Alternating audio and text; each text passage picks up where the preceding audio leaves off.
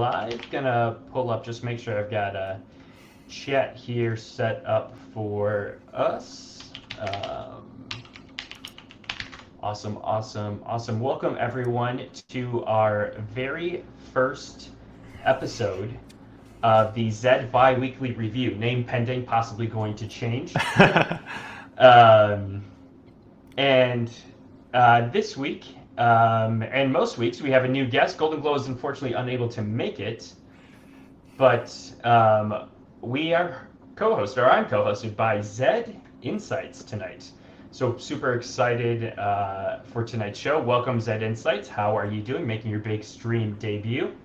I'm great, man. I'm pretty excited for this. I think this is a cool idea we're going to do, try and sort of overview the world of Zed, because, I think I spend, and you probably spend more time thinking about Zed than most, and it's still hard enough to keep up, right? So hopefully this is a good recap for everyone. Yeah, I'm pretty excited. Yeah, so as it says down below in the ticker, this will be a bi-weekly show rotating between Golden Glow, Zed Insights, and myself. Super excited for the show. So what do you say we get started? We jump right in with our first segment, The Field. Yeah, let's do it, man. So, yeah, I think we talked about breaking this down a couple of different ways. And ultimately, we want to talk about super horses, the best performing horses over the last few weeks, and then ultimately stables, although we don't have that data for this week. So, yeah, where do you want to start? Should we start with the super horses or with the best performing horses? Let's start with the super horses for the week, or I guess, sorry, all time. So, right. Kind of for this, we had kind of some very specific criteria, and I know when people are evaluating horses, they like to do it in a few different ways. So the criteria that we had kind of picked out and used for this was you have an average fee of 0.03 ETH, you have an ROI of at least 60%, have at least 30 races under your belt, and have a minimum of half of an ETH profit. So yeah, we've got our ROI percent right here, we've got our win percent, and then the profit on the side. So just kind of, I guess, looking at this list, is there anything that's jumping out at you, Zed Insight? To be honest, I think we came up with some pretty good criteria. It's this term that I often hear thrown around in the Zed world, like, oh, that's a super horse, this is a super horse, but you've got no idea what that is. And yeah, just eyeballing it, I'm sure it's something we can refine over time. But looking through it, there aren't too many big surprises to me, and I don't think there's too many notable omissions. Yeah, I agree. I mean, you've got the big names. You got LBG Goat, Criterium, Princess of Power, Mula Mula. Yeah, all of I'm not too arbitrage. familiar, I'll admit, with Young Diamond or Avacyn. So Avacyn and Bright and Early are probably the two latest entrants to this list, and they both also changed hands recently. And that's sort of something we talked about as well, as potentially removing horses from this list once they don't meet the criteria, right?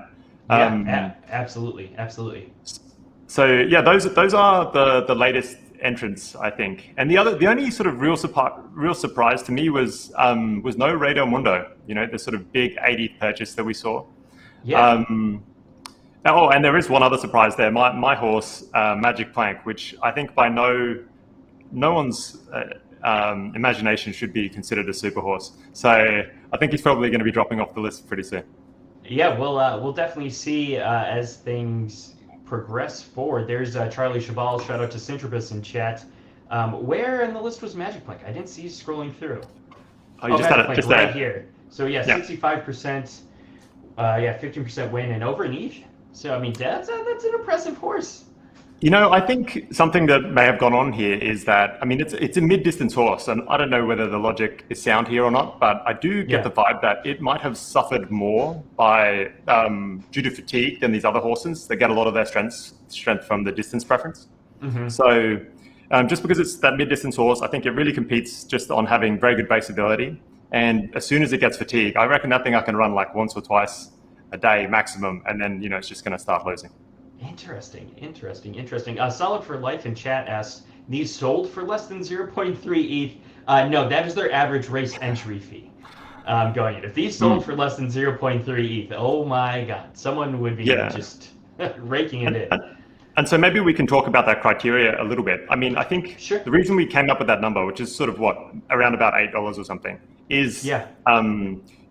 there are obviously horses that have tremendous win percentages and tremendous ROI, but they're not competing in the hardest fields. And sort of, when you throw out the term super horse, you really want it to be something that's competing with the best at the highest stakes.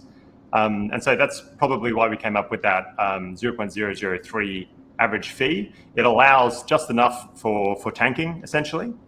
But I mean, if you're averaging $8, if you're going to be tanking, you're definitely getting in some $25, $50, $100 races to bring that average up. Yeah, especially when you have profits of these magnitudes overall. Exactly, and so these horses are able to maintain ridiculous ROIs, really huge amounts of profits, and they don't really have to be scared of any field. No, no, not at all. These are definitely some monsters.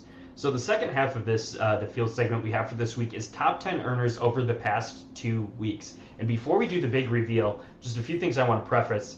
Um, it's slightly, there's a few day delay that's just on my end from when I pulled the data. And then also, there are some names in here I did not expect to see. I was Yeah, I was pretty truly surprised. just blown away by that. So we'll take a look at that right now. So here's highest profit in the last 2 weeks, approximately. Top 10 horses. Um, some of these, again, I've never heard of. Yeah, I was a bit surprised. I mean, obviously, there's a number of horses here that were on that super horse list. LBJ Goat, Marajo, the Arbitrage Stables, Wild Thoughts would have been on that list. Rendezvous Peak. So these are super horses for sure. But the ones that stood out to me that I was like, what the hell is going on there? That Artful Song and Carly Ray is Yeah, these seem to be horses that for whatever reason just had really awesome weeks, which I find fascinating. I don't know whether they got lucky, they changed owners, they started getting run differently, but yeah, it's actually pretty interesting that there's not too many of the horses from the super horse list here, right? right. And yeah, just some very interesting, some very different, some names. And look, in 2 weeks, Shadow 4 Hours had an ETH profit. Yeah, that's wild. Like that's just such a tremendous amount of ether. I wonder, is that a class one horse? Like, how's it been doing that? Um, Yeah, I don't know. I didn't actually take it. That might be a column that's worthwhile having. It's just at least seeing like the average class for these Right. horses. I think also stable would be interesting here, and it'll be fun the next time we do this to have the chart that's just the top stables, because I wonder how much of a correlation there is. Can you be a top 10 stable just having a fleet of really good horses, or do you really need to have one of these, horses that's in the top 10 the whole time? Absolutely. I think that seeing and like understanding and really dissecting that stable construction Hmm. would be really interesting. Yeah, yeah. So Shadow for Hours, it's actually existed for some time. Maybe it is on that. Do you want to bring back up the Super Horse list? Maybe we're just, Yeah. you know, not aware of this thing. Oh, it's by Diamond Hand. It's from Diamond Hands, which is probably, um, yeah, one of the top stables with Ether. All right. Give me 1 sec. I'm just adjusting some audio issues on my end. Um, and we'll switch back. Let's see if Shadow 4 Hours is over here. Yeah, right here. Oh yeah, there you go. So look, maybe not so surprising after all. But hey, that's why I think it's pretty interesting to do this. Again, we sort of spend a lot of time thinking about Zed.Run, and there's just these absolute monster horses out there that we're simply not aware of. Yeah, yeah, and I think as time goes on, there are going to be some really fun, interesting additions. It'll be, I'd almost want to track who stays the longest. Like Yeah. from when we started, that would be kind of cool to have featured. Well, obviously, racing efficiently and getting that volume in is probably one of the most important things. I mean, if you go back to the weekly or the 2 week profit by horse, I think that the two arbitrage horses would probably be staples. They're always going to be there, and obviously Rendezvous Peak. Yeah, I imagine that's quite a frequent occurrence in the top 10 as well.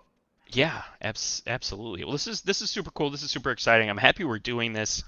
bringing names or putting names out there that aren't necessarily just the latest or just the greatest of all time. Yeah, What for do sure. you say we move on to our next segment, the market? Right, let's do it. All right. Oh, jump the gun there. All right, so moving on to the market. So here we're going to be kind of looking at and talking about just how overall Zed sales have been going, Hmm. and any other trends that we may be seeing. So you So can probably zoom in on that if you highlight it. I believe that absolutely. Okay, there you go. let's go. We'll start here, end of March, and we can even I'll zoom in even further just so we can kind of get a clearer picture of that. So, like, what are you seeing here? We're looking at, I believe it's overall sales volume. Yeah, sales volume data Yeah, graphs and chart. that's right. So that first big spike, I believe, must have been maybe the $1 million drop, or one of those big events. And then we had this big rise up with NFTs. And I'm pretty sure you could look at this latest dip. I bet it correlates almost exactly with the date that they introduced fatigue. And it's pretty obvious, right? The fact is that if you can't run your horses for ROI, then no one's willing to pay money for horses, right? So it is a little bit sad, but hopefully with I don't want to get too much into the events yet, but I do think that obviously with this stamina change being announced, that hopefully we see this turn around pretty quickly. Yeah, and so I think I hope so. I really do. I think the fatigue was implemented right around August 24th. And that would be kind of the part that I have highlighted right here. So it looks like it kind of stayed for a while, and then yeah, it has been declining. But I mean, if this was what May 8th, which I believe was a drop date, so I mean Yeah. that would kind of explain this craziness. But like Mm. we're still ahead slash on approximately where we were for most of June and even into I mean, July. I think the sad thing though is if you go to that second peak, it was sort of we were getting to the level So that we were here almost or at. here? Yeah, there, right there, right. I mean, so that's $1.5 million in daily volume, and that's probably around about the high that we hit from the drop, and that's pretty exciting stuff, right? That the market for Z was so active that on just an average day, we're doing the same kind of volume as a drop, which is a huge event. The servers are crashing, everything's going wrong. Yeah. And it would have just been so fun to see that continue. And yeah, just kind of soul crushing with the fatigue stuff. Yeah, I mean it's definitely gone down, and I think to me there's no other indicator outside of just the change in fatigue. Kind of sad. Yeah, I look. Maybe some of it is due to other factors, but who knows? And I guess the good news is that if it was from fatigue, then that is something that is getting fixed. Absolutely, absolutely. So yeah, super excited for that to come on. Um, so then the next part of this, we're going to be kind of looking at the floors. So you put together this chart. Is there anything you wanted to cover before we dove right into this? Not really. I mean, I think this chart will start getting better and better as we have more reference points. Like looking at these floor prices, it kind of doesn't mean anything when you're just looking at the number in a vacuum. Hmm. But I do think it's pretty interesting to look at the difference between the male and female prices. I know Cintrabos, for example, on my first podcast with him, he made this very compelling argument that eventually that the floor price for stallions would be greater than that of mares, and it does seem to have happened at the higher end with the Nakamoto's, which I just thought he was mad. Oh, that is really interesting. I guess I didn't notice that, but yeah, looking. So we've got it broken down here. The colors. So you've got the lighter color is the bloodline, and then the female and the male, and then you have the unraced prices. But like looking at least unraced Z1 male Nakamoto floor was higher than the female, and Right. same thing And with Z2. yeah, exactly. So and even with the raced Nakamoto's, I mean, there's almost no difference there, right? Yeah, And then once again with unraced Zabos, almost no difference there. So you that's really so start to see close. it. Yeah, it's really odd, and I do wonder if it just continues to trickle down. So that's something that for sure we should keep an eye on. And it is just funny that for Finnies and Buderans, though, it's really stark. I guess the one exception there, just seeing it now, like unraced male, female Buderans are pretty much on par. But there's a big difference with most Finnies and Buderan. Yeah, and even this I think is a little smaller than I thought it would have been. You know, point 0.1. Yes, that's if you're looking at buterans, that can be a lot of money, but like that's smaller than I would have thought. So, and just as a comparison, I know we said we weren't going to do this, but so I'd taken the only time that I'd previously done this, and it probably was around about the peak. The Genesis floors unraced for Buterans, for example, was 0.66 Ethereum. So that's for males as well, right? So we're a third of the price. So again, I think we're seeing the same thing that we saw in the in the previous chart. Now, Nakamoto's haven't moved that much at all, right? So the premium end of the market seems to kind of be holding. But it's those lower end Genesis horses that have suffered the most, which is kind of sucks for my stable. Yeah, and for those of you that maybe haven't caught on, but we actually put the dates up top here, so we will be tracking this over time, you know, every 2 weeks, so we can, and then eventually kind of charting out how these changes in prices have fluctuated. So it'd be really interesting to see what happens once this fatigue change rolls out. Yeah, I'm kind of curious to see what happens with with that sort of filly and mare premium, and see if that trickles down. That's the other thing that I'm sort of interested in. Interesting, I interesting. genuinely can't see it happening, but I was obviously wrong with Nakamoto and Sabo. You never know. You never know what's going to happen. So then, I mean, just kind of speaking of that, kind of transitioning into like some, just kind of investigating those floor prices.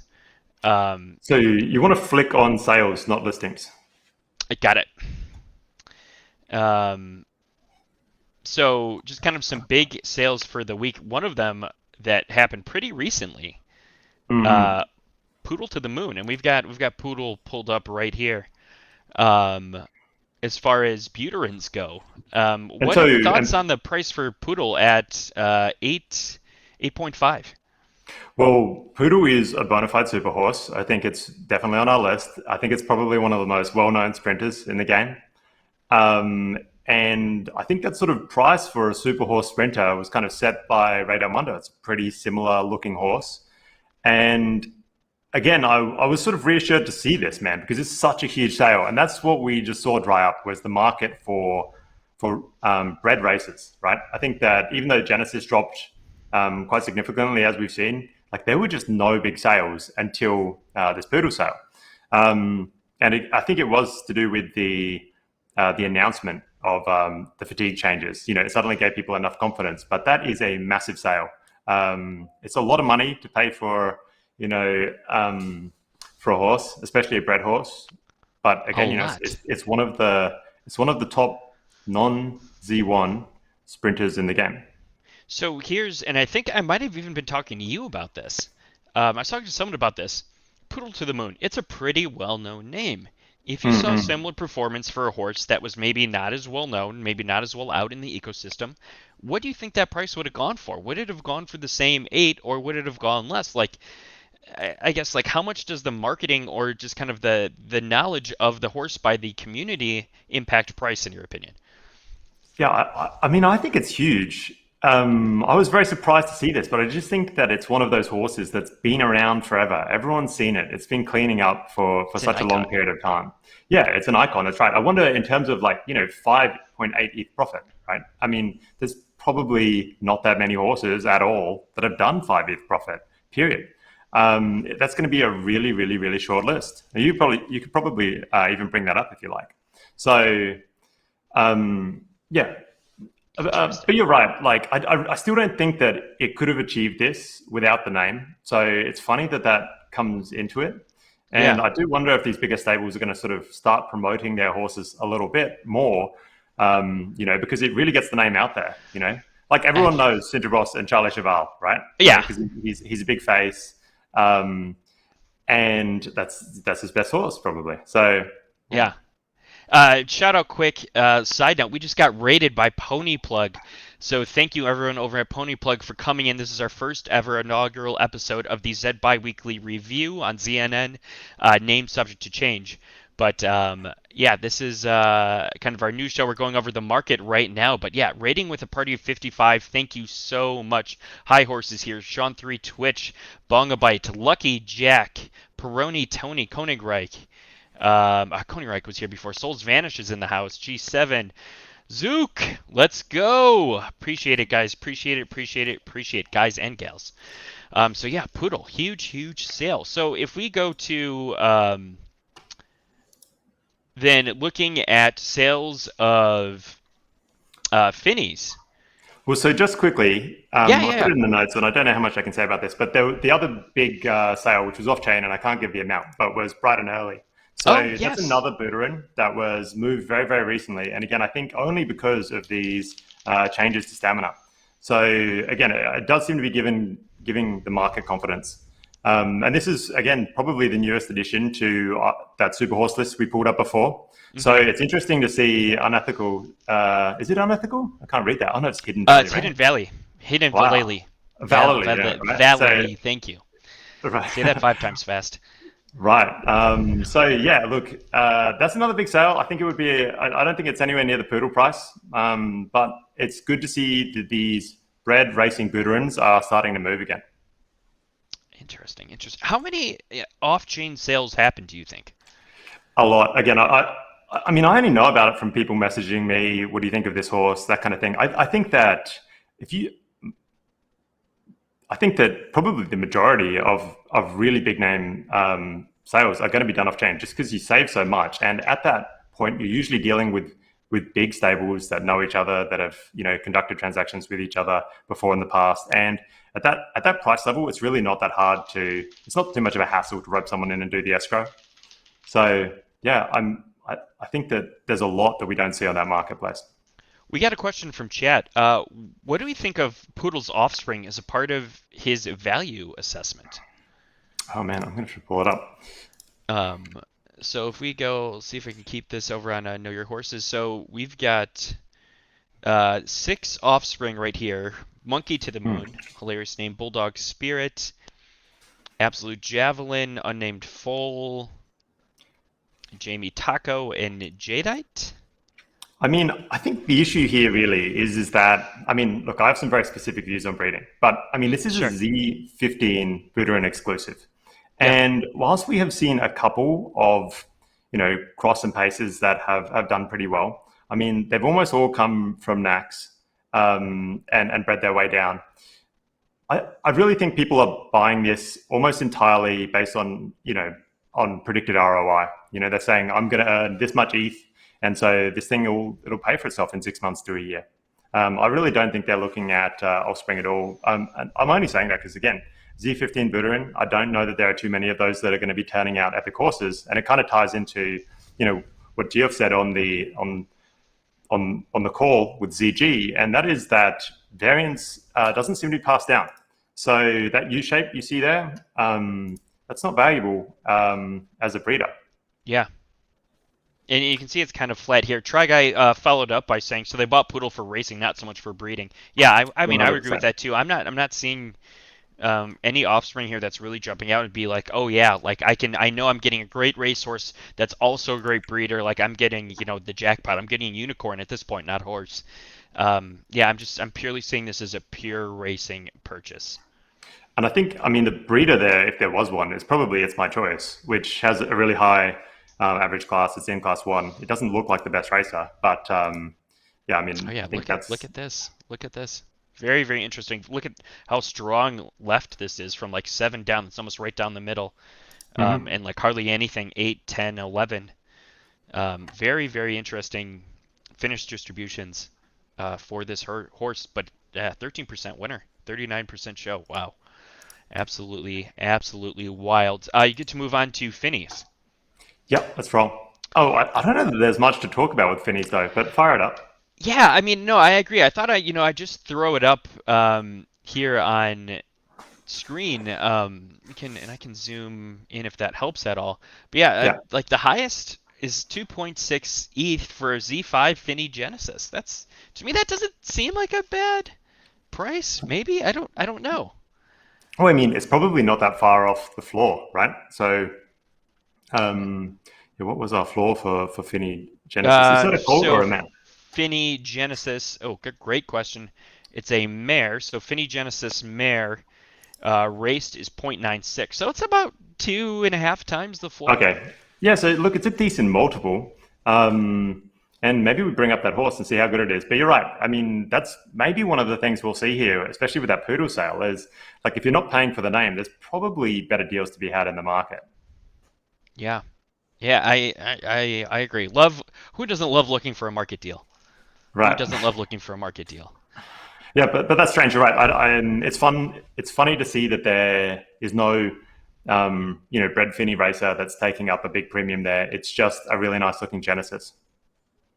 Yeah, absolutely. Look at that, 16% winner there. Only over 12 races, but still that's off to a pretty good start. 7.4, not bad. 27, 66% fire. Interesting, very interesting. Yeah. Kind of moving our way up from Finney, going into Zab. Oh, sorry. Did I miss? No, I'm no, just you're gonna right. You want swap to go into this out. Zabo. Yeah, Yeah. I swapped that. I'm just gonna change this filter quick. I think I copied the wrong link there. Oh, yeah. Um, And fire up the sales again. thank you, thank you, thank you. Yeah, so we're looking at the high price, and yeah, keep in mind that was high price at 2.5. Um, Right. so like it's only going to go down from there. High price for um, Zabo was 7.5, and then it drops to 5. But this Yeah. is 27% win over 36 paid races. But this Right. I is mean, firmly in class one. right. I mean, this looks like an absolute beast of the horse. I don't know if you want to bring it up and know your horses. Yeah, yeah. Um, Let's do it. and and actually, when I saw this, the thing that I was mainly thinking was, I'd probably much rather have this horse than Poodle. Because it's cheaper, which was Hmm. surprising. You're clearly going to be able to breed from it. I mean, it's a Z4 Genesis, right? So you get that massive benefit. It doesn't look like it loses at all. It Look at competes with the this. best in class one. I know that is a machine of a horse, right? Now, I mean, it doesn't really seem like he needs to tank it. It looks like it's just going to hang out in class one and destroy stuff. So, yeah, it's funny to see this kind of thing and consider that this is, I wonder what the profits are like. I mean, 200% ROI. It's I'm probably a gonna very filter comparable down. racer. Yeah, I'm gonna filter down to paid real quick. So 88% ROI on paid races, 37 Mm. paid races, and yeah, I mean look at that 24% win, 51% show, 91% flames. I Like guess the one thing here is like the profit is pretty low, right? I wonder why that is. So yeah, maybe it was primarily free race horse. yeah, and I'm seeing these look like low, like $2.50 entry, some five, maybe yeah, $5, $15, Yeah, so but a it's lot not of okay. .07. I'm rolling back my poodle comment. I think I now understand why that had the premium. Yeah, so that's still not too bad though. But like it can still perform in class one. It's not gonna maybe hit the huge dollar amounts, but Right. 88% ROI. Like not bad at all. Kind of switching gears then, going over to um, the sales for Nakamoto's. The looking at some unraced went for a lot. 39, 35, 30, 29, 29. Yeah, these are some crazy numbers coming in, and again, it's kind of nice to see. I don't think we're really seeing it in that crypto slam chart yet, Mm-hmm. but it's tough to look at these big sales and not think that the market's going to start turning around. I mean, that's a phenomenal amount of ETH, and It's pretty insane, recent, right? man. Like a day ago, 2 days ago. 15 So hours. yeah, and again, 39 that's ETH. that's it's a big premium over the floor. So what were we saying the floor was around 20 ETH. So Flora unraced Nakamoto Z won 20 to 22 and a half. And so I wonder if that's an unbraced, unread, like that perfect unopened packet. Yeah. So that's a flaw that we're not really tracking, and I think one that people only really seem to care about at the Nakamoto level. Yeah, super interesting. Super interesting. But that's a huge premium to pay for a NAC that hasn't run before. A massive premium. You could have two race Z1s, you know. Right? Right? Right. Yeah, So for the yeah, price of this. Yeah, there's some big money coming in, right? That's wild. Absolutely wild for sure. Um, so then, kind of, you ready to move on to our next segment of the evening? Let's do it. All right, so our next segment is talking about events within Zed. So with events, I'll just close this out. Um, really want to focus on just zombie and everything that they have going on and had going on. They've got, I feel most, if not all, of the major tournaments listed on their site. Everything from Pony Plug, shout out with the raid, Mm. to Chateau Jockey Club. I'm Yeah, that's a new captaining one, and right? going to win this weekend. So, like, they've got everything set up so nicely. Yeah, I mean, it's really saving. Well, it's such a fun new feature to have in Z, and it was cool going through this list that we're about to go through. A lot of these horses, again, were horses and stables that I hadn't heard of, and I also noticed that there's quite a few repeat names that come up. So there's obviously a few stables that are sort of archetyping towards being a race stable. Hmm. For sure, for Yeah, and sure, that's for just cool. sure. It's cool to have an ecosystem. Sorry, not a race Yes. stable, a tournament stable. Yeah, right? It really expands the utility out. So the first one we've got up tonight is the Knights of Degen Pony Plug Tournament, won by a horse that's going to be in Chateau's Jockey Club, Oh, cool. Cheetos. And I believe Kelly Yeah, and Clarkson's in there as well. that's Um, interesting.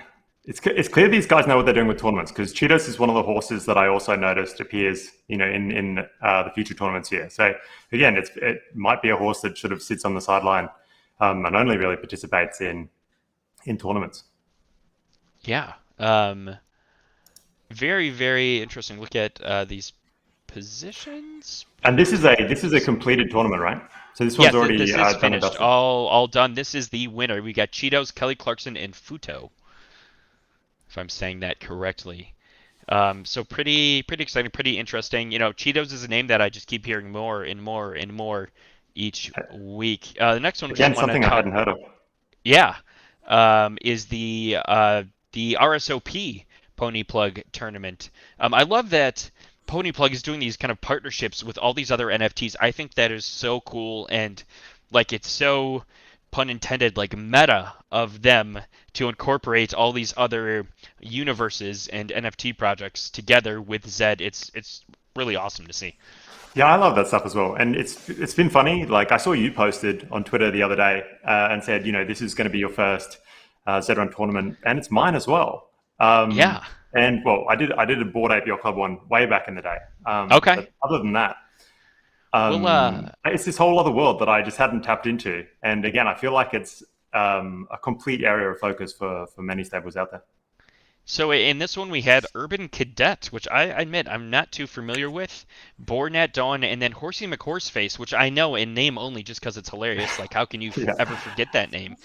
yeah. Um, but just very, very cool, very interesting horses. Are you familiar with any of these in the top five?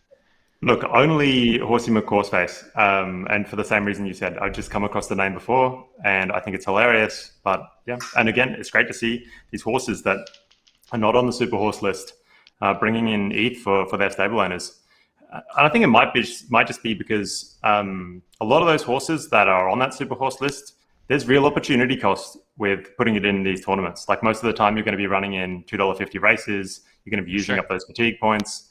And if it's a horse that can bring in 60+% ROI, well, you want to be running it in $25, $50 races.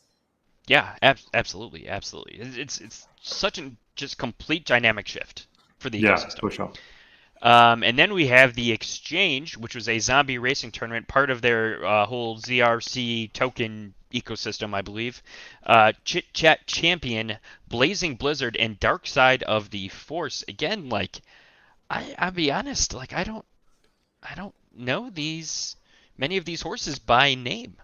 Well, the exchange was a strange format. I'm just trying to bring it up, but what was the exact? I think there's a good reason why you wouldn't really know these horses. And yeah, what is it?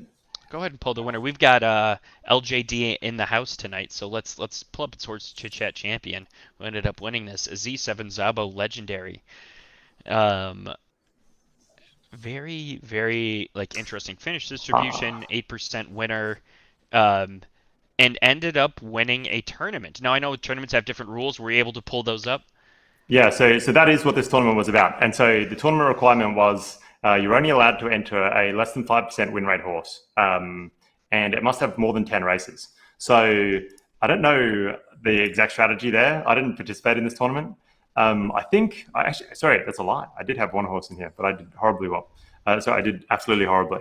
Um, but yeah, I guess the strategy might have been there to either tank your horse down or just have a horse that you think's been run badly and that you have a strategy to turn it around. That's pretty impressive that horses are hitting that kind of score level when, yeah, they're sub 5% win rate before the beginning of the tournament. And yeah, and just like again, you don't need a monster horse to be successful in these tournaments, which is just incredible, absolutely incredible. And then finally, we're up to the most recent tournament, the Dons and Donkeys um, from Zombie Racing. And are you? So you've got a horse in this, right? Yeah, I was three. I must have just changed. I haven't Oh done my racing wow! for All right, today. let's. Well, you know what? I'll refresh. So this is the donkey. Are you a donkey or a Don? I'm a Don. Okay, this is the donkey side. Okay. This is where I'm rolling. And I did solid. I think I got like for this you want to finish like I think 6th and 7th you get the most points, and you want points. Those are a good thing. If you get first, you lose points. If you get 12th, you get lose points. So I entered this horse, or I entered a horse that had never won before, and was just like super stoked for this. I figured I had it kind of dialed in about where it should race. First race, I believe I got 8th, so I was feeling great about that. Second race, kind of jumped the gun a little bit, put it in a distance that it only had one race in, and I Hmm. ended up getting my very first win with that horse, Oh, and of it just course, right? screwed me. Like I can't believe um like uh, what it did. I'm curious to see. Yeah, I've got it saved up here. Where am I right now? I'm 162. I have Oh, dropped and I wow. fully raced. Where did I end up? See, yeah, minus 3 points. Oh, great. I got a 10th. Um, so yeah, Yeah, so like I started off today pretty well, a 6th and a ninth, and then it just went downhill from there.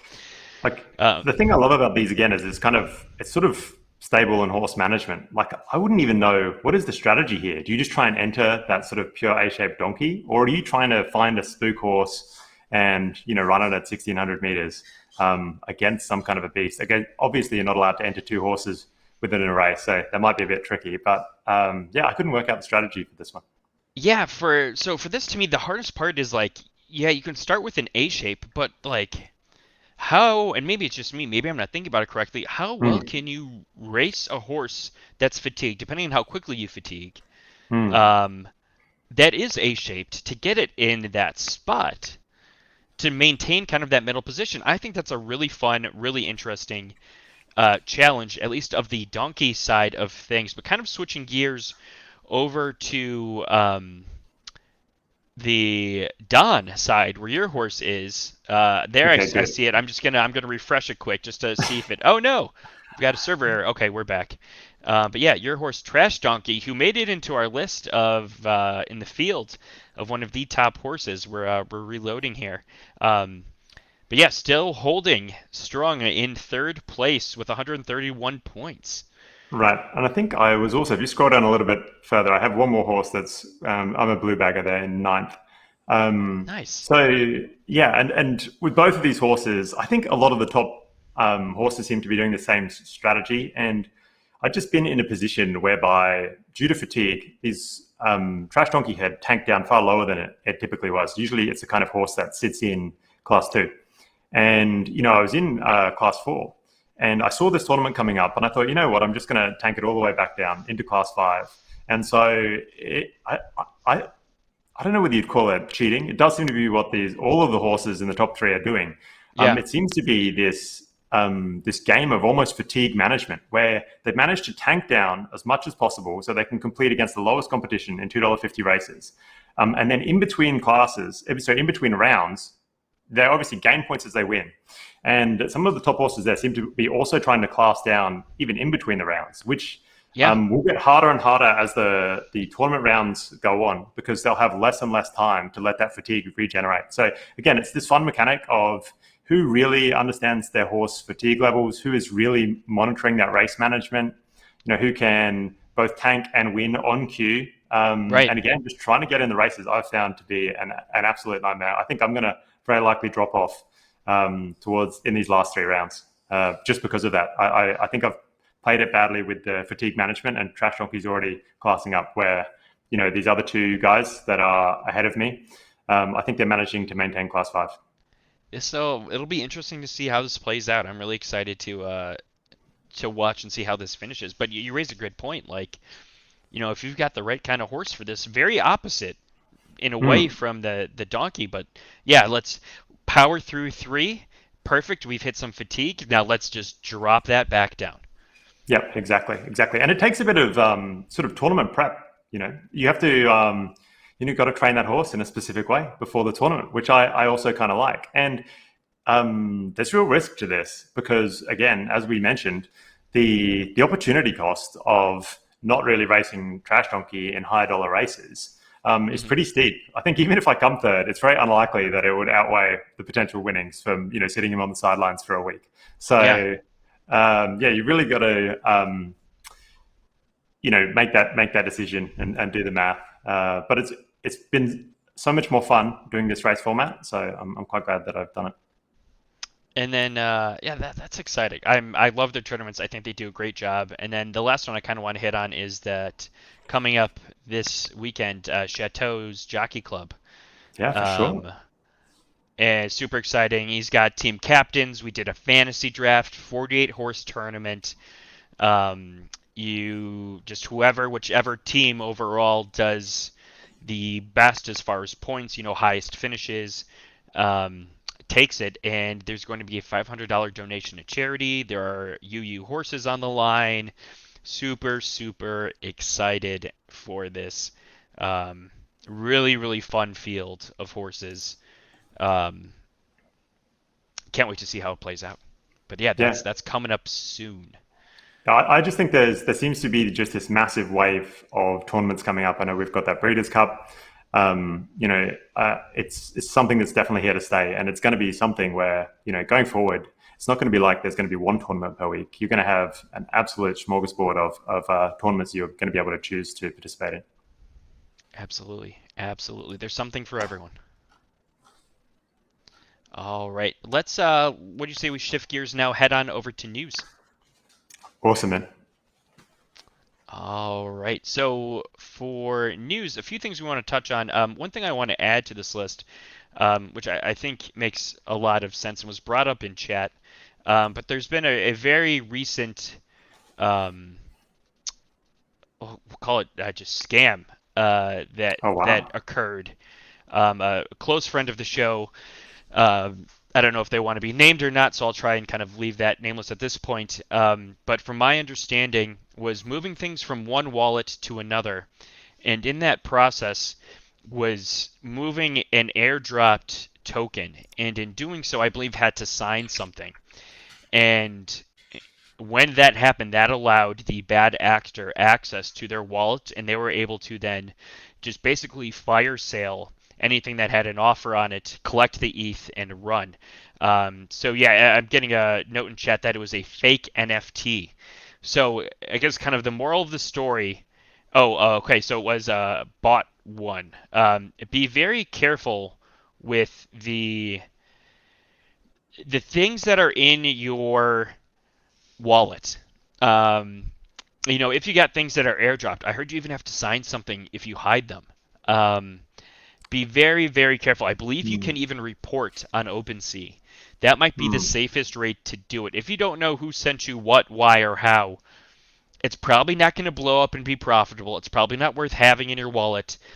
Take the safe action, especially if you have a significant amount of assets, coins, etc. in your wallet. Just be extremely careful. There are a lot of bad actors out there that are looking to take advantage of you, looking for these kind of get rich quick um, schemes. So just please Look at what you're signing, look at what you're moving, look at what you're interacting with. This goes for links. I posted a Mm. question today on Twitter asking, hey, what's a quick way for me to get ETH, throw it into MetaMask, and then um, just so I can use it, like with minimal fees. Shout out to Umbria and the Yeah, Narni Bridge. It's a super amazing tool completely site. changes the way I operate in Zed. That bridge is amazing. 100%. 100%. Like the fees on that, if you need to change your ETH to WETH, however you pronounce it, it's super super cheap. It's fantastic. You can even stake on there. Um, but I had people coming in and sending fake links saying, "Oh, here's the fastest way to do this," and Wow. just immediately marking them as spam, blocking them. Like Twitter's great. I love Twitter for NFTs, but it's also brought up in the chat that there are a bunch of fake accounts out there as well, pretending to be, horses, stables, celebrities, etc., etc., etc., that are just not to be trusted whatsoever. So please, please be careful out Yeah, there. that is some scary, scary stuff, man. I can't even imagine. Like, it must just be soul crushing. And it's not really like, your friend of the show has necessarily done anything wrong. I think it's a mistake that any of us could have made. You Oh, know, easily, easily. Yeah, no, nothing wrong at all. Just simply moving NFTs from one wallet to another, I believe. And yeah, it's horrible. It's heartbreaking. It really is. and I guess as we're going to this update, I remember it wasn't that long ago that Zed made the update that they were going to be integrating, I think it was Ledger compatibility with Zed.Run. And I Yeah, don't know if that would have helped in this case, but it is kind of mind blowing to me that we're sitting here with these horses that are in, certain cases worth, 30, 40 Ethereum. Um, and you can't put it on a hardware wallet yet. Like, yeah. how brutal is that? Axie's integrated that. It's kind of there really should be Ah, hope that that shows up in a product update quite soon. yeah, Yeah, yeah. Yeah. I hope so. At the very least, it'd give me a sense of security. But yes, the cold wallet storage, even if you have coins, if you've got a lot of just coins yeah, sitting in like your MetaMask or something, I think that would be a great opportunity to kind of hold those things on. So, yeah, please be careful, people. But shifting gears, talking about now just kind of the Z updates, the product updates. Let's talk about some planes, trains, and automobiles, and by that I mean trucks and planes. New bot policy. So they've got the anti-spam in there, but they were also updating their terms and services, and they are basically taking a very strong stance anti-bot and saying that they will take action against people who are botting, um, and then anyone who is using bots has been banned. Um, we want to take a strong wow, stance on this issue, and as a result, all bot usage with regards to racing on Zed.Run platform is now banned. So maybe they didn't ban people, but they're banning the use of it. Effective immediately, the use of bots will result in disciplinary action. We will be yeah. implementing measures to prevent the use of bots. It's going to be very interesting to see what they do because obviously I think the main reason for all of these bots is they just provided such a huge incentive for it with all of these free races, and without really changing the way that free races are scheduled or that people participate in them. So it might have been putting the cart before the horse with that. They provided this huge incentive for people to bot. In fact, if you don't bot, it's brutally hard to get into these things. I watched Zintraboss. I don't know if he connects directly to the Z server or what, but I have no idea how he loads those things so quickly. I He's got to can be so close. He's got to be genuinely next never door get to it. Ebs or something. They've got to be neighbors. Right. It's absolutely insane. So unless you're in that situation, I can see why there is such a desire to bot, and it'll be interesting to see what those penalties are. Because what can they do? Are they going to nerf the horses? They can't. I mean, you could just sell it on OpenSea. Yeah, I mean they could. Yeah, they could affect the horse. They could affect the user. I mean they could do. Well, I mean, they I could. don't know. I don't. Yeah, Public I just don't really shaming. know. Yeah, yeah, I'd be interested to see, and I don't have it pulled up here. I'm just kind of quickly scroll to the bottom to see. Oh, this is just gonna be a forever scroll, isn't it? yeah, I kind of want to fire up the Zed.Run. Oh, here we go. yeah. How timely. I am a human. That is correct. What do we got? We got airplanes. Let's go. Um, I want to see if they've updated their terms now. If you don't mind, I might just try and pull it up quick because I'm Yeah, go really nuts. curious to see if they outline. Yeah, what the Um, punishment will be. yeah. Boom. Yeah, I mean, I hope that they do come up with something that's pretty severe, and I don't think it will stop people. There's such an incentive to bot. And I think it's relatively easy because you don't need to integrate anything to do with MetaMask for free races. Yeah.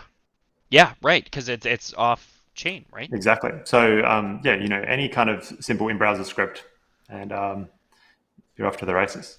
It doesn't look like it's appeared or updated yet. I just typed in ban, I typed in bot, and I did not see anything Yeah, that I mean, it's mentioned good those news. It's yet. great news, but Yeah, it really does come down to how effectively they can do it, and yeah, how they're able to like eliminate those horses from the platform. yeah, absolutely, absolutely wild. Zed Retro Racing says that Centribus has a T1 line. Do they still call them that? I'd be interested to hear in chat. What do you guys? What is your favorite CAPTCHA? Is it the truck? Is it the plane? Or is it something else? I'm only really familiar with those two. What are your favorite CAPTCHAs that you have to select? While they're kind of putting that out, next thing I want to talk about is the stamina update. Um, so key changes to stamina. And what I love about this is they're talking about feedback and data from the community. So, and that's coming Yeah, out this week, I believe. I believe this is the week, allegedly. I mean, look, I don't hold out much hope.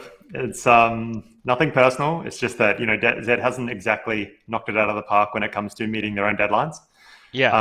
But I would love it. This is the thing I'm most excited for. You're right. I think that when they brought in fatigue, it was so non-fun. You just couldn't race even if you wanted to. And I think these changes are like absolutely perfect. They've really struck that balance between what is the right amount of races for a horse. Just so that we can, it's not racing is not monopolized by just a few top stables. And so this is probably what we should have started with to begin with. And look, better late than never, right? Yeah, yeah. And for those of you that maybe aren't familiar or maybe I've forgotten all the components to it, so instead of a 24-hour cooldown period, it's now 12 hours. So, if you race at night, boom, the next morning-ish, you'd be able to race. Race morning, boom, maybe after work in the evening, you'd be able to race then, which I love. Um, they're going to display a stamina bar, which will be awesome. Mm-hmm. Um, and they say in more places across the Zed platform, so I'm hoping we just see that thing plastered everywhere. Yeah. Here's one thing that I haven't heard talked about too much, which I think is very interesting, and I want your opinion on this. Why is it worded this way? Hmm. Enabling 99% of racehorses to race at least 5 to 8 before stamina begins to deplete. Why is it not 100? Why is it 99? I know. Can you imagine having that 1% horse that only gets 3 races a day? How brutal will that be? Right? Like how's that going to affect aftermarket? Like what if you see this Yeah. horse that's great, but then you can only run it, once or twice a day and it's done? Like that's going to be so frustrating.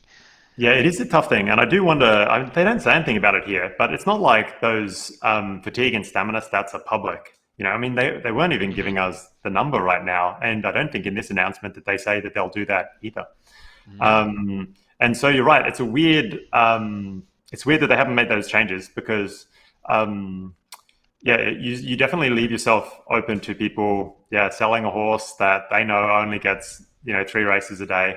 It's not part of that 99%, and really screwing someone else over, and through no fault of that other person because they have no way to check it. They can't check the stamina ability of the other horse really. So yeah, it's rough. Yeah. It's not really an element of skill there. Some interesting thoughts in chat. Mikma Stable says, "What if 1% are super racers?" Oh, that'd be cool. And And then, they're doubling it up. yeah, what Solid for Life says, that's not how I read it. Oh, I read it as some horses won't show the fatigue after 8 races and may take them 10. well, okay. So I mean, in that instance, if 5 is the minimum, that sounds fair. You know what I Yeah, mean? if Um, if that's 100% at 5, I'm happy. Yep, for sure, for sure. But yeah, you're right. I mean, getting and the inverse. I mean, just getting those 2 extra races. If you were able to go to 10 or 12, and it Oh my not God. dip into your stamina, like the extra ROI there would be really, really, really good.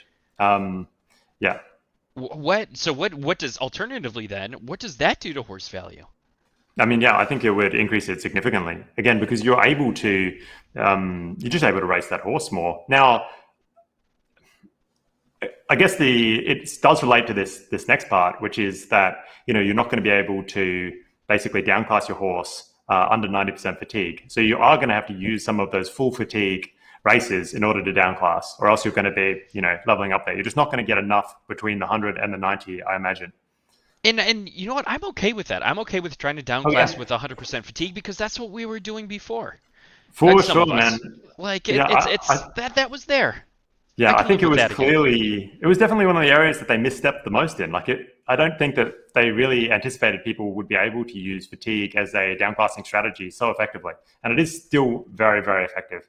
I think, again, particularly if you have a horse that is a bred racer and it has relatively low base ability to begin with, as soon as you're getting into that 90%, I think it's sort of below an average class mean of 5, and you can pretty much win on Q. Oh, sorry, lose on Q. Yeah, absolutely. And then so the final percent or final percent, the final piece of this is adjusting the rule that limits racehorses losing class points to have less than 70% stamina to 90%. Hmm. So it's you've got a smaller window kind of to work with there. Yeah, but at least it can be effective to some extent. But I've got a question for you, MJ. Like, why do you think that they weren't able to come to this conclusion right off the bat? I mean, it's been what, a month now, and we've seen that it's really crippled the market. Um, it just seems that this community feedback, if they'd proposed ahead of time, they could have come to the same realization. It seems strange to me that there's not some sort of public test net where people are vetting these kinds of things first. Yeah, and maybe it comes down to these next 2 points we're about to talk about, which is a new comms person. But yeah, why do you think that they weren't able to get this right off the bat? It's a really interesting question, not one I've really thought of. So here's just kind of an idea off the top of my head is that what if they wanted what if they knew, hypothetically, I have no idea. I have no idea. What Mm-hmm. if they knew this wasn't the final answer to begin with? They went in with that intention. Mm-hmm. But they said, "Hey, let's push that boundary. Let's see cuz off of the hypothesis or maybe the theory of pushing that boundary, let's see how much that opens the door for some of these other racers, if it even does at all." Um, Well, I guess it certainly did. That is the one bit of news that they published, right? It did seem to help out these other races. It's just that in doing that experiment, it sort of made a, the game no fun for a month. yeah, a lot of people seem to be upset, and it seemed to be that it was a lot of the people that had like the really epic horses. Like, So I mean, I've seen it 2 ways. okay, So I've seen it from both sides. So the top stables, I think, were after something as is being implemented now. yeah, I think everyone was anticipating that some level of reduction in the number of races per day is fair for everyone. But the people who I saw actually who got impacted by this the most are those smaller stables. Some of my friends that only have 1 or 2 horses that all of a sudden could only race 3 or 4 times a day. You know what I mean? So they wake up, they get in the race, and then they sort of literally can't play the game. And I would be interested in seeing numbers on how many. What's the average number of horses a stable has, and I bet that there is a huge majority of stables out there that have less than 5 horses, and probably only 2 or 3 of them are racers in a good scenario. And those guys, again, I mean, they're the ones probably who got punished more. yeah. And you raise a good point, and maybe that was a little close-minded of me to say that because I'm in the camp where I have some horses that can race. I wouldn't say they're absolute monsters by any means, but I also have some younger horses that I still am kind of like trying to figure out. And so I was able to have kind of the best of both worlds in a way. Because like I didn't, if I raced those younger horses a few times, I still had the other ones to rely and like fall back on to still like have fun within the game. So Right. maybe I had some bias in there myself. Look, I don't want to sound like I'm being too negative, though. I'm super excited about this change. In fact, it's Oh yeah, probably the one thing that I am most excited about in Zed is just the ability to, play throughout most of the day. And yeah, look, fingers crossed that they meet the deadline and get it out this week. Let's see how they go. Excited. It's only Tuesday. Only Tuesday. At least for us in the US. Yeah. Um, kind of shifting gears, moving on to the next bit of news. A new head of engineering. We'd like to officially welcome our new head of engineering, Roberto Vieira, whose involvement in the development of iconic games like Candy Crush and World of Tanks means he's primed to help us grow into exciting new avenues. We'll be welcoming key new hires with individual blogs, and you can check out Roberto's intro blog here. And there's a link to it. I will throw that in chat. What are your thoughts on this hire? I mean, awesome, right? They've raised the money. Why not bring in the best? And this guy looks like from the outside that he has the chops. And I do imagine that a lot of things were delayed, just waiting for this guy to be onboarded. Sure.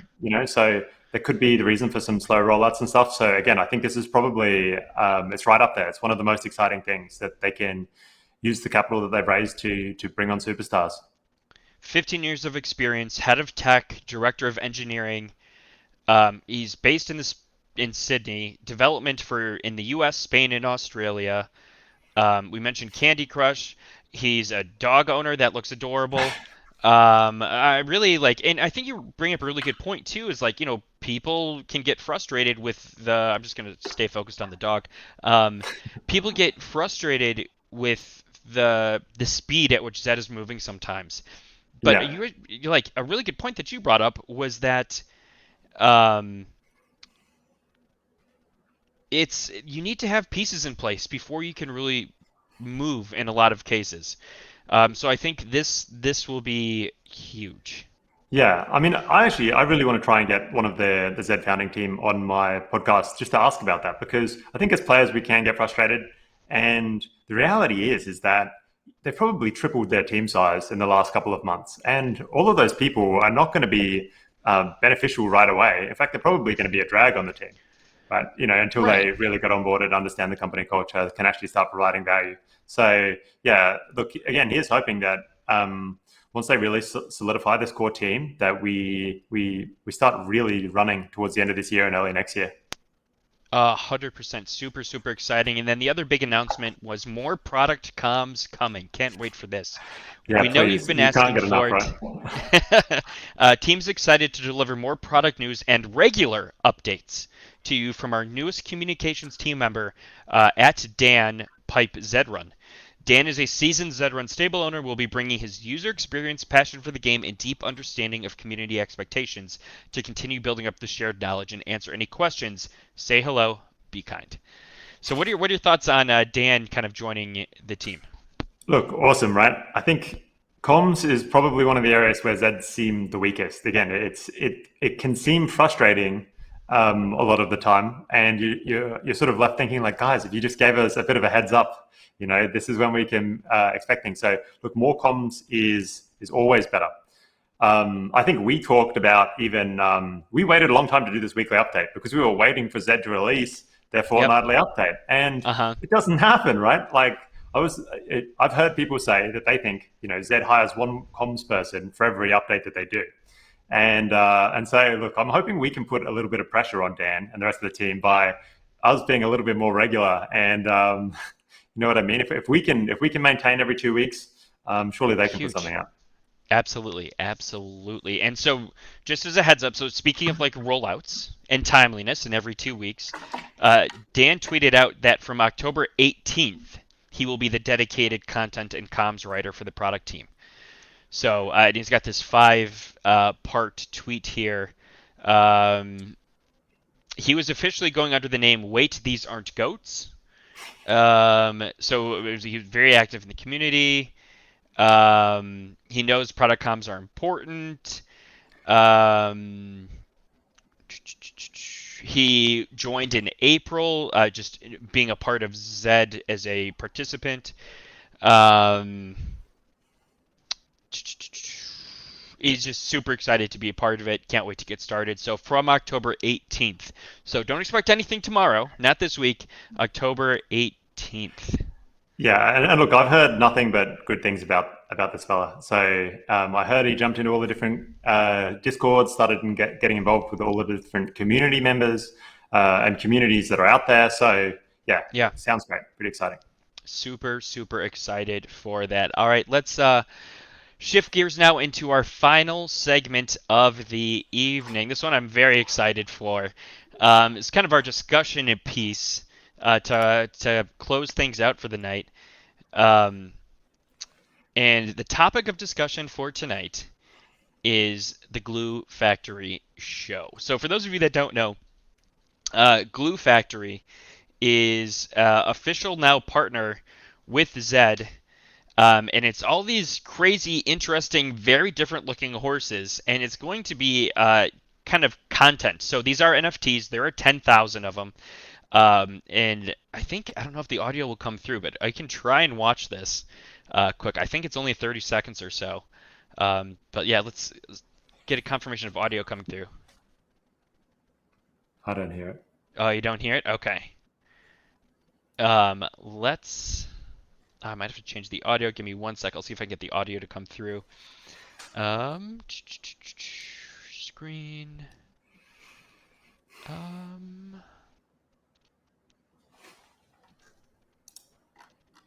Let's make sure. Oh, window.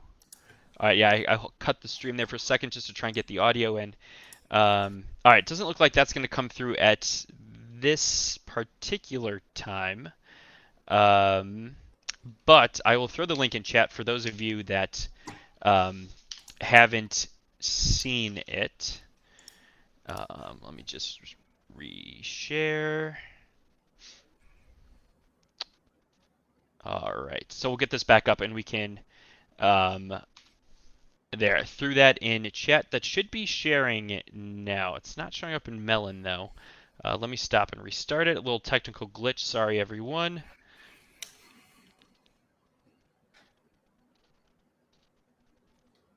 All right, that should be coming up. Still not seeing it. But anyways, the link's in chat. So what are your thoughts on the Glue Factory? So basically, they want to do content creation around these NFT horses, and so it's going to be shows. They've got some bigger names behind it. The project's already sold out. What are your thoughts? What is your take on this? I hate to be so negative, but I don't think it just kind of looks a little bit lame to me. I don't know exactly what they're going to be getting going. I do think the team looks excellent, but I just don't see this taking off. Are they really going to expect a bunch of grown men and women to watch a pony show? That's probably my main concern here. And in terms of Zed partnerships, I think that's the area where they seemingly just crush it, right? Like Atari, Stella, NASCAR, you name it. It's fun. It's exciting stuff.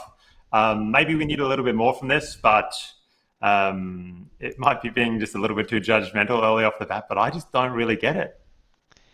The art is definitely unique. I'm gonna see if I can pull up it's the OpenSea view collection on OpenSea.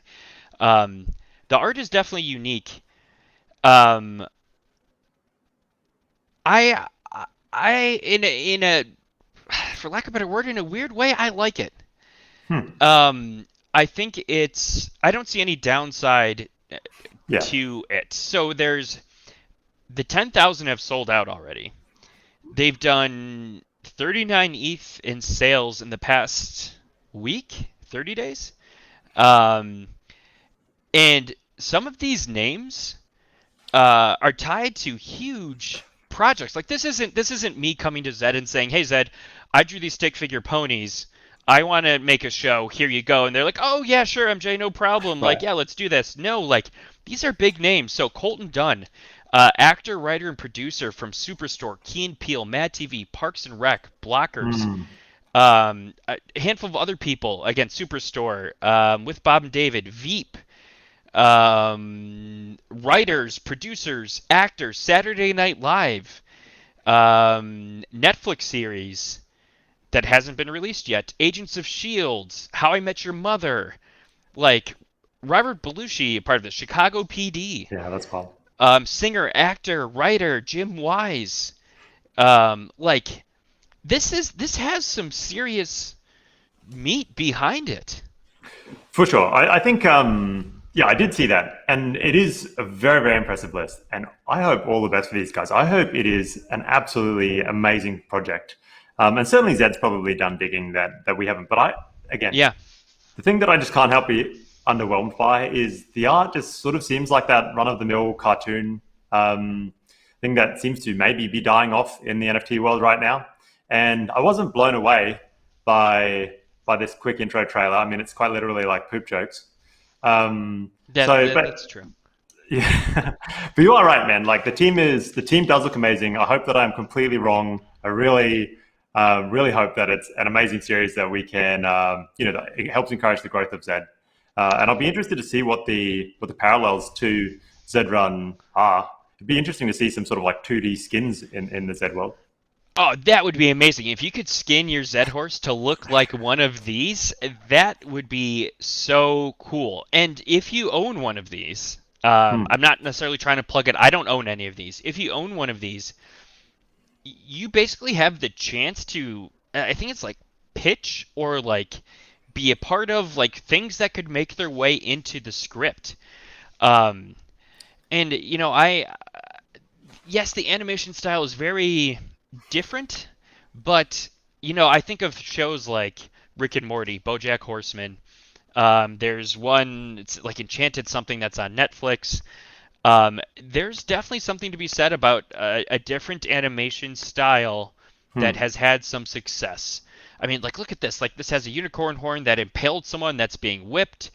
This is smoking a pipe with, like, it's over the top. It is over the Hmm. top.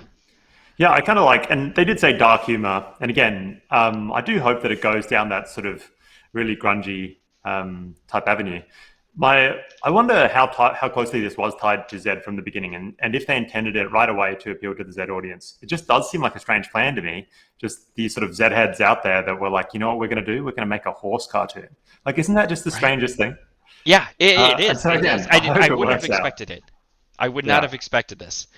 But yeah, 3,500 owners, floor 0.08, 1.1K volume traded. Decent volume. And they only launched, I think, their Twitter in like July. So it's still pretty new. And I don't Hmm. think they have anything else out besides the trailer yet. So I don't know, give it some time. It's a very different partnership. It's a very interesting style. I don't know. Hey, I wish these guys the best. Yeah, But yeah, I'm withholding judgment. yeah. Wait and see. I'm tempted to buy one. I gotta admit, I'm tempted to buy one. I looked at the floor. I do have to admit, and yeah, it just seemed too much. To get something that looked cool, you're talking serious money already. I feel like I've Oh missed the yeah, boat. yeah. I mean, some of these are just over. It's over the top. I'll say that.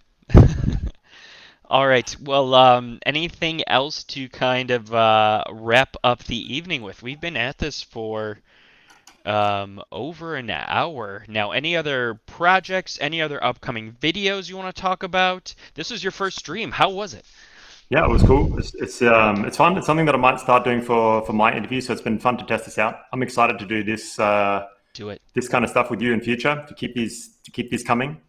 In terms of my projects, I've got two interviews coming out soon. One with Dr. Ian, one with BG.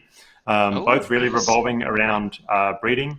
Boss and I are chatting again later this week, so that should be out soon. Also, so yeah, if you're not already subscribed, check out my YouTube channel, which Zed Insights. Yeah, that's what's coming up for me. When can we expect those to be released? Do you have a date for those? I don't know why I've been procrastinating it. I really should have put out the Ian one yesterday. So that'll probably go out later today. And the Ooh. BG one in a couple of days after that. And what I'm actually really most excited about is I'm going to do a breeding video. Now, I think on my show, I've interviewed who I consider the big three in terms of breeding theorists. So I've done a massive amount of time with Dan Chan. I've done a massive amount of time with both ZG and Dr. Ian. And Yeah. I've had pretty much the full XYZ crew on. Um, and BG, who's sort of like this mercenary stats wizard. So I want to do kind of like a roundup of all the different theories and yeah, pitch what I think is the secret to Zed, or at least what we know right now. Interesting. So kind of like, are you gonna like combine all of them into like a mega episode? Are you gonna clip them all? Like, what's that format going to look like exactly? Yeah, I think what I've done is that's a lot of content. That's probably like 6 or 7 hours worth of interview, and I Yeah. don't think that most new players come into the space just willing to put that kind of time in. So I just want to do like a condensed kind of version. Give everyone the cliff notes from each of these theories. What is the evidence they point to? What examples do they have? And then kind of let people make their own decisions. Although I will pitch my opinion on which I think of those theories has the best explanation for breeding right now. Interesting. Are you going to share that now with us, or are you going to make us wait? You can make us wait. No, it's going to have to wait. I don't have it done yet, but so All right. it's still in the edit. So yeah, that'll probably be early next week, that video. Okay. All right. That's super excited for that to come up. Super excited for you to start streaming yourself. And Golden Glow and I are so happy to have you be a part of ZNN. This was awesome tonight. Thank you so much for coming in. Yeah, I threw the YouTube link in chat for anyone who would like to subscribe. Highly recommend doing it. You can also find it on my site, mjinformatics.com/resources. I will have that pop up refreshing every few hours. All right, anything else before we sign off tonight? Awesome, man. No, I think that's great. Awesome stream. All right, so thank you, and thank you to chat. This was awesome. We're sitting at over 80 viewers right now. We cracked over 100 tonight, so Awesome. super happy with that for the first episode of our Zed Bi-Weekly Review. Name to change. Thank you, everyone. For those of you that are timing, I think we're cutting it really close. If you just want to either hang out for a few more minutes, Sean vs. All is going to be live in a few minutes. So if you like Zed content, go check it out. I don't think he's live yet. Otherwise, we would hit the raid. I'm keep refreshing his page. I will say, I'll give a little kind of teaser on breeding myself. I've done some deeper dives into the theories, and I'm not going to say which way I'm going right now. Yeah. But I've anecdotally checked out some things, and there's two that I'm lining very close with, and like a combination of them. Okay, well, I that's think cool. could be amazing. So maybe for the discussion section on our next bi-weekly update, we can throw that up as the topic. Ooh, all right. Excited. I've got some work to do then. I've got some work to do. And you know what? While I stall for time, Zed Retro brings up a great point. Check out Stable merch. I'm rocking the Zed Retro That's awesome. shirt tonight. Super comfy. Love wearing it around the apartment, and I freaking love this logo. So cool. Let's see if we can pull that up. But he's got merch on there for multiple stables. East Coast is on there, I believe. High Horse is on there. Obviously, Zed Retro. I'm missing a handful. Stableswag.shop. Let's go check that out. Stableswag.shop. Thank you for the URL, Zed Retro. So yeah, check this out. So Donkey Glue from Donkey to Goat. I love that. High Horse Crimson. Hello. And Hanale. I'm mispronouncing that horribly. But yeah, I will. There's the official link for those of you that want to click. And let's see if Sean is live. If he is, we will hit him with the raid. Come on, Sean. It says you are still offline. But let's check out. Click into Crimson. Look at this. You got hats, Yeah, that looks awesome, beanies, man. water bottles, coffee mugs. These hats look sick. Like, look, I love it. I love the logo. I love the shirt. I love the merch. The prices aren't that bad. $30, $29 for a hoodie, $23 for a hat, $17 for a beanie. Like, not bad at all. So yes, please everyone be safe. Thank you for joining us. Sean, please go live. You're killing me. I'm trying to find other things to stall for. Oh, I'll plug myself for a minute. Um, if you are new to Zed and you are looking to catch up on content, I highly recommend I threw this together. I will be adding more content to it soon. Other people. And did I type things right? Yes, I'm just being slow right now, which is perfect timing for it to be slow. Um, but what you have here, and this updates every 3 hours, but you've got Chateau, who was in chat tonight, Zed Gazette, who you have mentioned, Dr. Ian's a part of, San Francisco Tribe, HeroCraft, Cintribus, myself, ZNN is on there, Glue Racing, and it's just an infinite scroll, so it'll load and just keep going down. Zed School is on here. Oh, there's Jarek me. is on here. I'm Zed finally Insights, there. there you are. I've So just been if you are slapped with putting out content. if you are looking to consume, uh, learn more about Zed, learn from some of the best content creators out there, definitely go check this out. mjinformatics.com/resources. Highly, highly recommend it. Um, Golden Glow says he's going to start live streaming soon around 10 a.m. Eastern. What days of the week? Golden Glow. Golden Glow. Shout out to Naruto Racing in chat. Yes, we talked about the zombie racing tournament earlier. Icicles, if I'm saying that correctly. Yeah, Icicle's at the top, I think. Oh yeah, no way. Nice. Nice. Golden Glow, what's the topic of your stream going to be? Super curious about that. Super excited for that. And yeah, shout out to Naruto. Jet Glue, their horse is just an absolute monster. If you are racing and you race up against a Jet or a Naruto horse, watch out. Be careful. They are a force out there, and one of the best users of MJ Informatics and Zetalytics that I have seen, besides yours truly. All right, Sean, you're killing me here, bud. We are 10:01. What's Let's get this going. Let's get this going. Door Club Sports. Sean just tweeted live in 5. All right, we got 5 minutes. We're gonna go a little off the cuff. We could Do you field have some time? questions. Yeah, Yeah. let's Got field it. some questions. We could talk I'll. breeding. It's always my. So what? I'm Or I'm we can gonna. do racing, whatever you want. Tournaments, I don't mind. Pick a topic. We can field some questions. Let's go.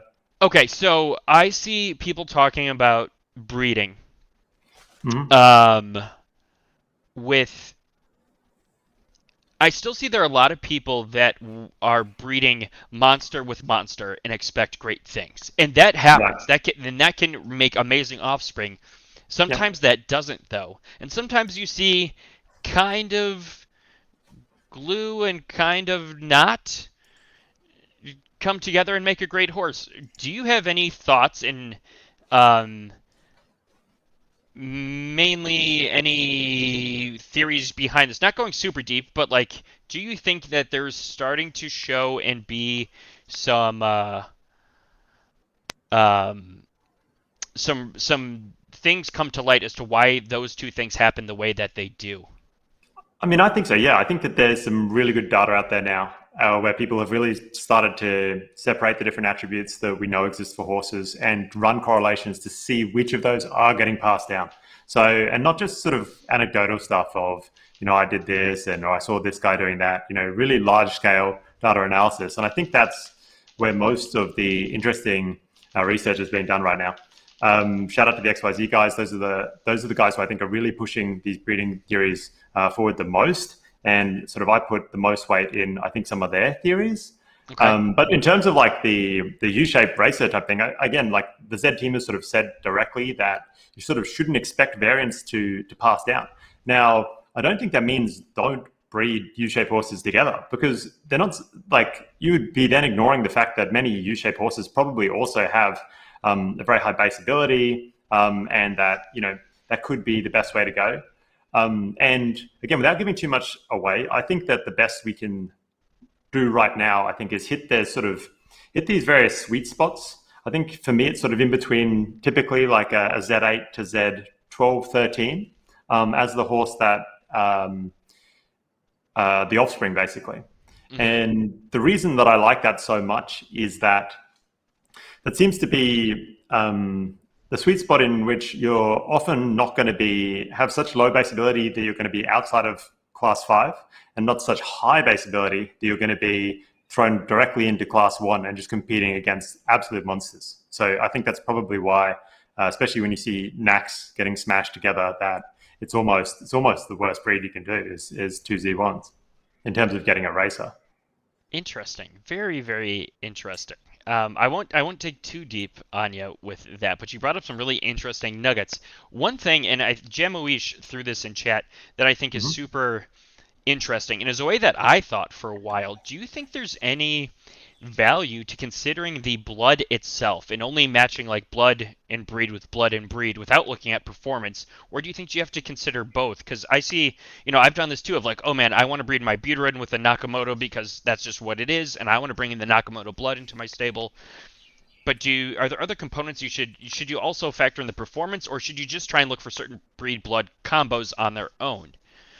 So, so yes, but I think not for the reasons that you're stating. So I Okay. think that with certain situations, again, for me, I really think that that Z8 to 12 type range, right, that's going to Mhm. give us the best chance of having an active racer in a class with a lot of volume, is the sweet spot. And if you've got a Buterin, the only real way you can hit that is to breed with a Nakamoto, right? So I think that in some instances, you almost have to um, go across bloodline and in order to give yourself the highest chance. And I think those people who have done there's some charts out there with all the different breeding combinations, and I think you'll see that that sort of bears out that you really need to make sure that you're going to be on average in a class in which you can compete. So yeah, I think that certain times you have to do it.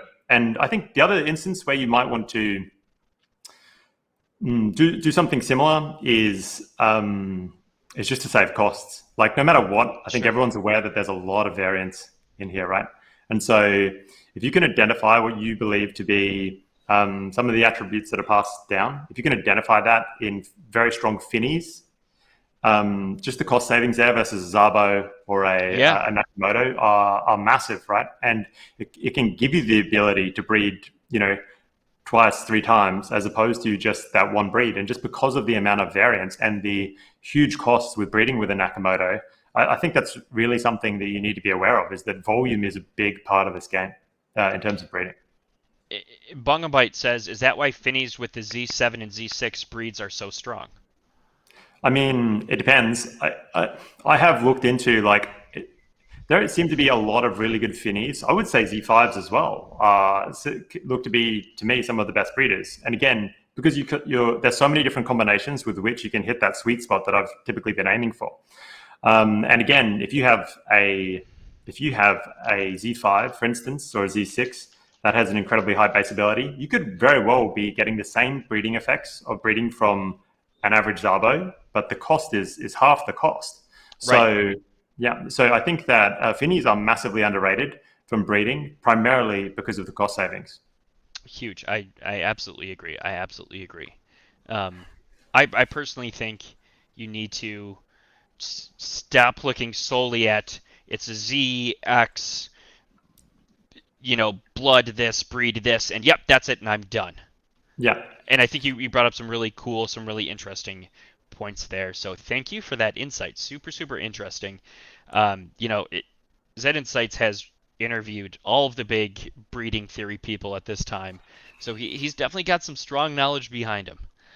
So very, very interested for that episode to come out. Super excited to see where it goes. I was just informed that Sean is live, so thank you, awesome. those of you that stuck around. We are going to go ahead and raid over to Sean Versal. When we go over, I want to see horns in chat. I want to see all the emotes. Let's bring some hype. You are all a part of history. You are all a part of the very first episode of the Zed Biweekly review. So let's bring that hype over to Sean. Thank you all so much for showing up tonight. Appreciate you all. This was fantastic. Here we go.